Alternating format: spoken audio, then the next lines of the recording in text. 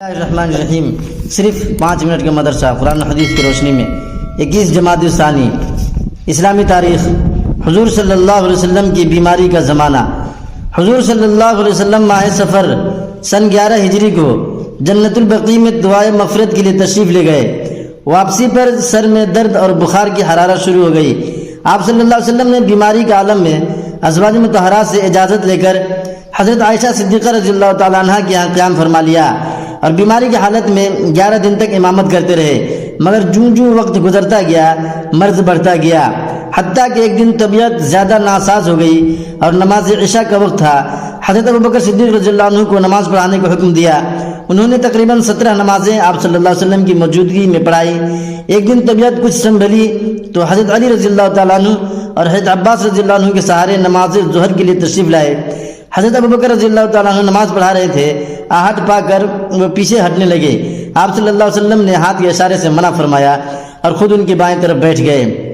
نماز کے بعد فرمایا، اللہ تعالیٰ نے اپنے بندے کو اختیار دیا ہے کہ چاہے وہ دنیا کی نعمتوں کو قبول کر لے یا جو کچھ آخرت میں اللہ کے پاس ہے اس کو پسند کر لے، لیکن اس بندے نے ان چیزوں کو قبول کر لیا ہے جو اللہ کے پاس ہے۔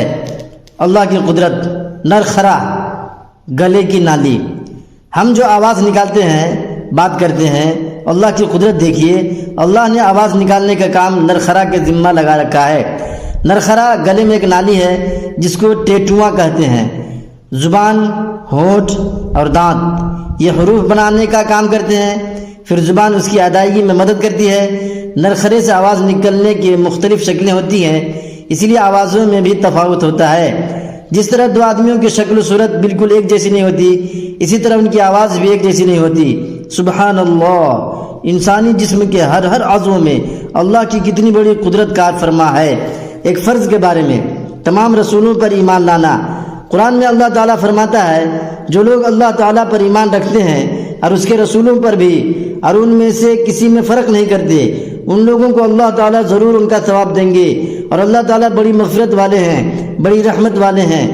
فائدہ، اللہ تعالیٰ نے انسانوں کی ہدایت اور رہنمائی کے لیے جتنے نبی اور رسول بھیجے ہیں ان سب پر ایمان لانا فرض ہے۔ ایک سنت کے بارے میں قرآن کی تلاوت ٹھہر کر کرنا۔ حضرت ام سلمہ رضی اللہ عنہ سے رسول اللہ صلی اللہ علیہ وسلم کی تلاوت کی کیفیت کے بارے میں پوچھا گیا تو انہوں نے ایک کلمہ الگ الگ پڑھ کر بتایا۔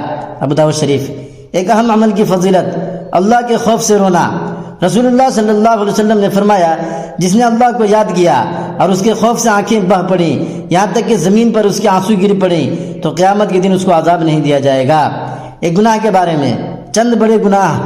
رسول اللہ صلی اللہ علیہ وسلم نے فرمایا، 4 شخص ایسے ہیں کہ اللہ تعالیٰ کو حق ہے کہ ان کو نہ تو جنت میں داخل کریں اور نہ اپنی نعمتوں کا مزہ چکھائے۔ شراب کا عادی، ناحق یتیم کا مال کھانے والا، سود کھانے والا، والدین کی نافرمانی کرنے والا۔ دنیا کے بارے میں، دنیا ذلیل ہو کر کب آتی ہے؟ رسول اللہ صلی اللہ علیہ وسلم نے فرمایا، جس شخص کا مقصد آخرت ہوگا تو اللہ تعالیٰ اس کے دل میں استغنا پیدا فرمائے گا اور اس کے کاموں کو جمع کر دے گا اور دنیا اس کے پاس ذلیل ہو کر آئے گی۔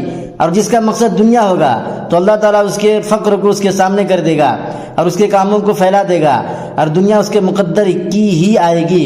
ترمذی شریف۔ آخرت کے بارے میں قیامت کا منظر۔ قرآن میں اللہ تعالیٰ فرماتا ہے، خبردار ہو جاؤ جب زمین کو پوری طرح کوٹ کر چورا چورا کر دیا جائے گا اور تمہارا پروردگار جلوہ فرمائے گا اور فرشتے صف باندھ کر میدان حشر میں آ جائیں گے اور اس دن جہنم کو سامنے لایا جائے گا۔ طب نبوی سے علاج، تربوز کے فوائد۔ رسول اللہ صلی اللہ علیہ وسلم تربوز کو ترک کھجور کے ساتھ کھاتے اور فرماتے کہ ہم اس کھجور کی گرمی کو تربوز کی ٹھنڈک کے ذریعہ اور تربوز کی ٹھنڈک کو کھجور کی گرمی کے ذریعہ ختم کرتے ہیں۔ فائدہ، تربوز گرمی کی شدت کو کم کرتا ہے اور گرمی کی وجہ سے ہونے والے سر درد میں بے حد مفید ہے۔ قرآن شریف کی نصیحت۔ قرآن میں اللہ تعالیٰ فرماتا ہے، تم ان لوگوں کی طرح مت ہو جانا جنہوں نے اللہ کو بھلا دیا تو اللہ تعالیٰ نے خود ان کی جانوں سے ان کو غافل کر دیا، یہی لوگ نافرمان ہیں۔ سورہ حشر آیت نمبر 19۔